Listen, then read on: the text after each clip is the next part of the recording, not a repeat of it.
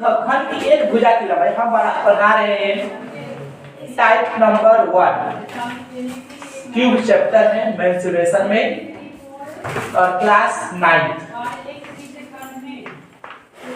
Type 1 घन की एक भुजा की लंबाई 6 सेंटीमीटर है, यानी ए बराबर दिया है 6 सेंटीमीटर। ठीक है, तो इसका परिमाप निकालना है।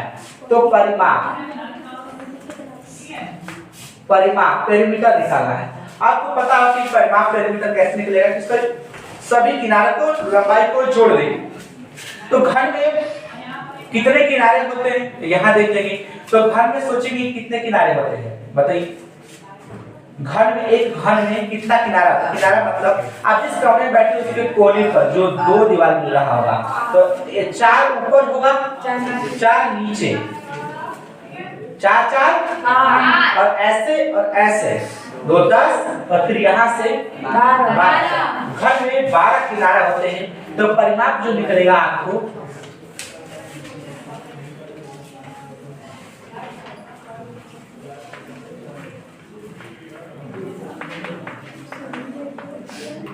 ये होगा।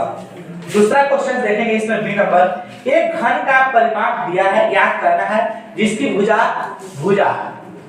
मतलब वही किनारा ए बराबर 4 सेंटीमीटर दिया है, तो आप 12 से गुणा कर दीजिएगा। सी नंबर देखेंगे, किसी घन की प्रत्येक फलक की परिमाप दिया गया है। ये परिमाप ही दिया है 32 सेंटीमीटर। तो पार्श्व पृष्ठीय क्षेत्रफल निकालना है। सबसे पहले इसका पार्श्व पृष्ठीय क्षेत्रफल CSA का curve surface area, curve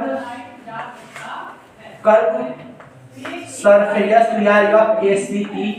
curve surface area यानी पार्श्व पृष्ठीय क्षेत्रफल बराबर 12। देखिए, पार्श्व पृष्ठीय क्षेत्रफल तभी निकल सकता है जब ए की माप दिया हो। तो यहाँ पे हम पार्श्व पृष्ठीय क्षेत्रफल का सूत्र होता है 4a²। यहाँ पर ए की आवश्यकता पड़ा, तो हम एक आपको परिमाप दिया है। तो आप उससे सोचिए कि घन में कितने किनारे होते हैं। घन में 12 किनारा होता है। तो ये परिमाप से पूछिए कि परिमाप आया कैसे होगा। ये घन का परिमाप है, ये परिमाप आया कैसे होगा 32। तो ये बताएगा कि सर जी हम 32 जो है ना वो 12 गुणे ए से आए होंगे। टाइप नंबर 2 में देखेंगे, क्वेश्चन है टाइप नंबर 2।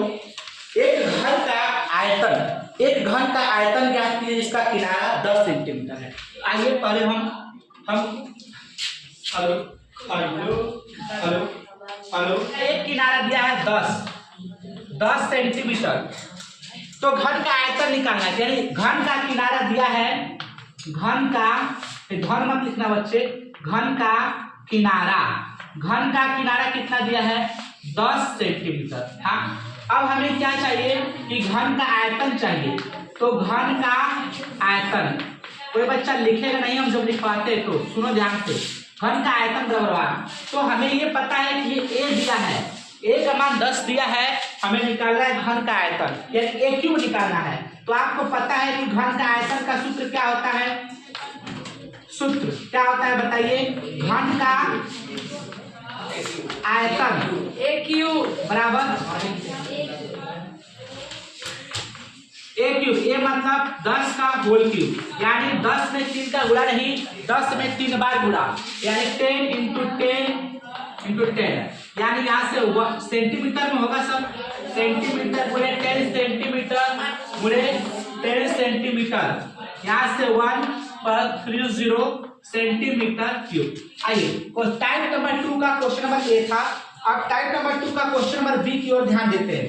बोला घन का आयतन बताइए, पार्श्व पृष्ठीय क्षेत्रफल, कुल पृष्ठीय क्षेत्रफल, जिसका प्रत्येक किनारे की माप। पहला बी में 3 क्वेश्चन है, ए बराबर 7 सेंटीमीटर दिया है, और दूसरा क्वेश्चन है इसी में ए बराबर प्रत्येक किनारा का मतलब छोटा ए दिया है, प्रत्येक 5.6 सेंटीमीटर है, और तीसरा में है यहाँ पर ए बराबर 8 डेसीमीटर 5 सेंटीमीटर ये दिया है।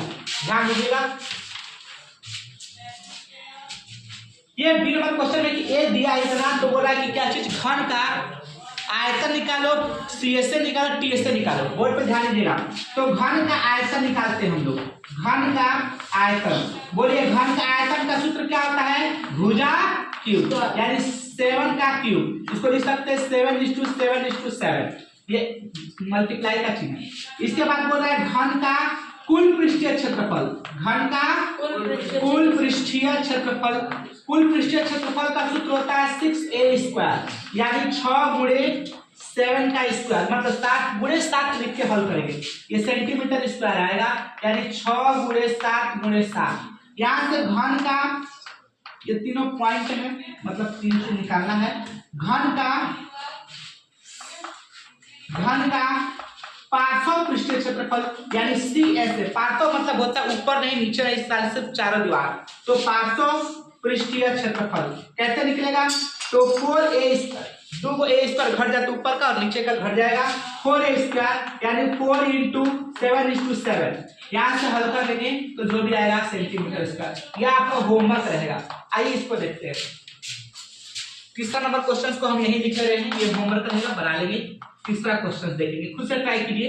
a बराबर 8 डेसीमीटर 5 सेंटीमीटर। तो देखिए ध्यान से, इस सबको सेंटीमीटर में बदल देंगे हम लोग। सबको सेंटीमीटर में कैसे बदलेंगे? a बराबर 1 डेसीमीटर में कितना सेंटीमीटर? 1 डेसीमीटर में 10 सेंटीमीटर, 10। तो 8 डेसीमीटर है, तो 8 × 10 बना लेंगे, अब प्लस ये 5 सेंटीमीटर, यानी यहां से हल कर दीजिए तो हो जाएगा 80 प्लस 5 सेंटीमीटर, यानी a बराबर 85 सेंटीमीटर।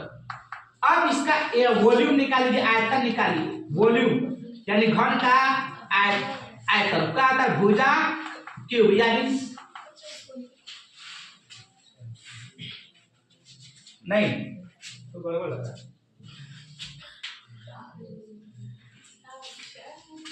नहीं एक इसको सेंटीमीटर में बदलना है ना, तो यहाँ एक चीज गड़बड़ है।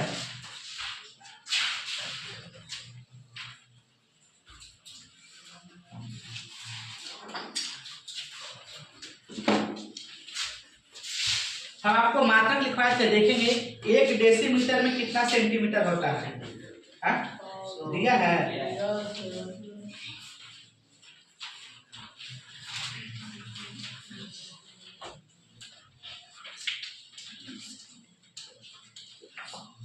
दस सेंटीमीटर कहाँ दिमाग है? 1 डेसीमीटर में 10 सेंटीमीटर होता है, तो 80 × 5 85, सही तो था।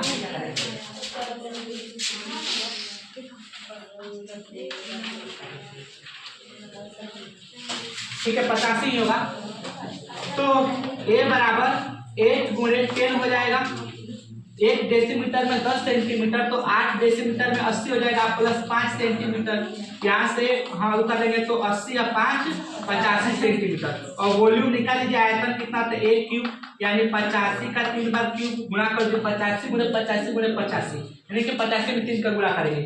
फिर TSA, टोटल सरफेस एरिया, कैसे निकालेंगे? इसको बोलते हैं कुल पृष्ठीय क्षेत्रफल, टोटल मतलब कुल, 6a², 6 × 85 का होल स्क्वायर, पहले 85 को 2 बार गुणा कीजिएगा, इसके बाद 6 में गुणा कर लीजिएगा, और CSA यानी 4a², 4 लिख करके 85 2 बार लिख करके गुणा कर लीजिएगा, आंसर सेंटीमीटर स्क्वायर आएगा।